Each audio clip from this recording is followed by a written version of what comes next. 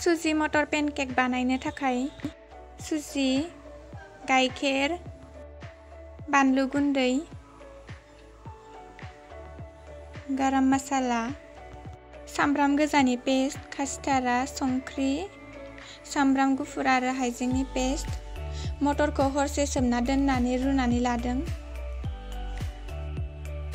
Baking powder, bowl मोनसेयाव सुजि आरो गाइखेरखौ गलायनानै 30 मिनिट्सनि थाखाय खोबना दोननोसै।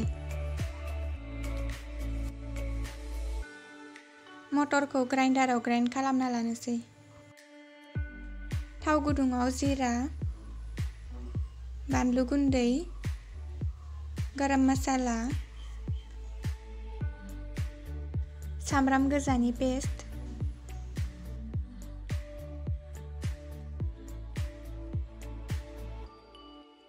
सामब्राम गुफुर आरो हाइजेंनि पेस्टखौ होनानै 5 मिनिट्सनि थाखाय एवनोसै।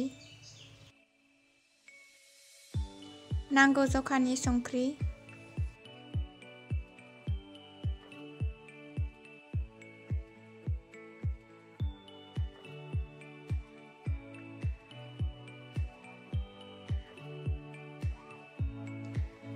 देनाय मटर,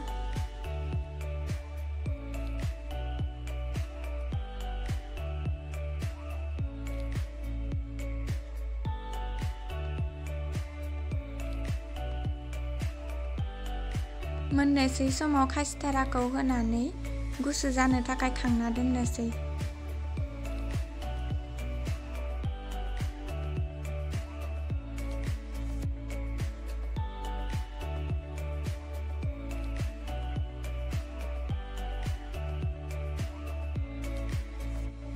दहायनि गलायना दोननाय बेटाराव संख्रि, बेकिं पाउडार आरो मटरनि मिक्सारखौ होना गलायनोसै। गाइखेर होबाय।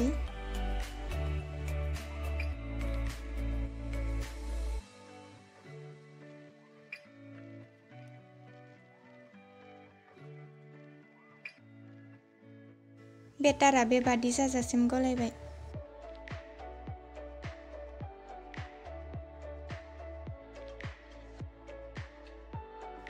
थाव गुदुङाव गलायना लानाय बेटारखौ सारायनि गेजेराव बेबादि फिनलानानै होबाय।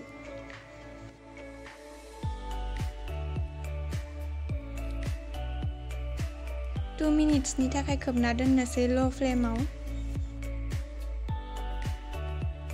2 मिनिट्सनि उनाव बेलथायनानै आरोबाव 2 मिनिट्सनि थाखाय खोबना दोनबावनोसै।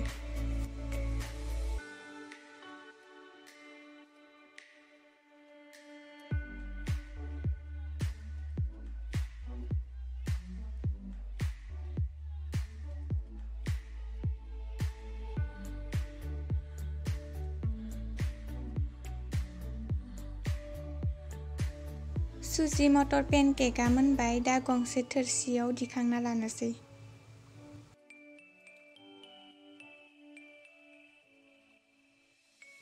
बेबादिनो गुबुन बेटारफोरखौबो बानायलांनोसै।